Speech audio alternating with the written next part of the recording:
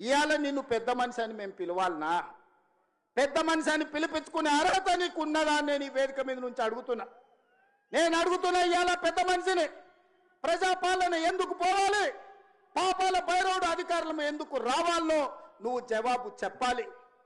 నీ పదవి కోసం, నీ అధికారం కోసం, నీ ఆకాంక్ష కోసం ఆనాడు 1983 చరిత్ర వెనక్కి వెళ్ళి ఆయన పుట్టు పూర్వతరాలు పుట్టు మచ్చలు ఇవ్వాలి. ఈ వేదిక మీద నుంచి నేను చెప్పదలుచుకున్నా. ఆయన నీతేంది, ఆయన జాతేంది, ఆయన దోస్తేందో ఇవాళ మీ అందరి ముందర నేను విజ్ఞప్తి చేయదలుచుకున్నా. మిత్రులారా, 1983లో తుమ్మల నాగేశ్వరరావు గారు సజీవ సాక్షి. ఆనాడు అన్న పెద్దలు నందమూరి తారక రామారావు గారు యువ న్యాయవాదిగా జగిత్యాలలో న్యాయవాది పదవిని బాధ్యత నిర్వహిస్తుంటే పిలిచి భుజం తట్టి నీకు ఎమ్మెల్యే టికెట్ ఇచ్చి నీకు ఎక్సైజ్ శాఖ మంత్రి ఇస్తే సంవత్సరం తిరిగే లోపలనే అన్న ఎన్టీఆర్ను వెన్నుపోటు పడిచి నాదెండ్ల భాస్కరరావుతోని జట్టు కట్టిన నువ్వు నాదెండ్ల భాస్కరరావు సోపతిని వదిలి కాంగ్రెస్ పార్టీలకు వచ్చి 40 సంవత్సరాలు పూర్తయింది.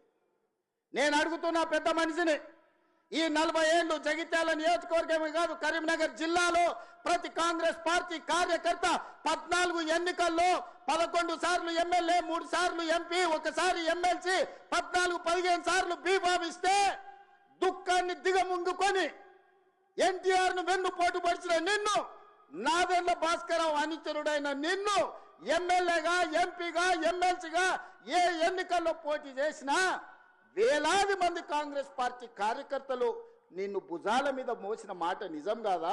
పల్లకిలో అసెంబ్లీకి పంపిన మాట నిజం కాదా? మిత్రులారా, 40 ఏళ్ళు నీ కోసం, నీ పదవి కోసం, నీ కుటుంబంలో జడ్పీటీసీ, ఎంపీపీ ఏ పదవి వచ్చినా నీ కుటుంబానికి ఇచ్చుకున్నా జగిత్యాల కాంగ్రెస్ పార్టీ కార్యకర్తలు మౌనంగా నీ కుటుంబానికి ఊడిగం చేసిన మాట నిజం కాదా?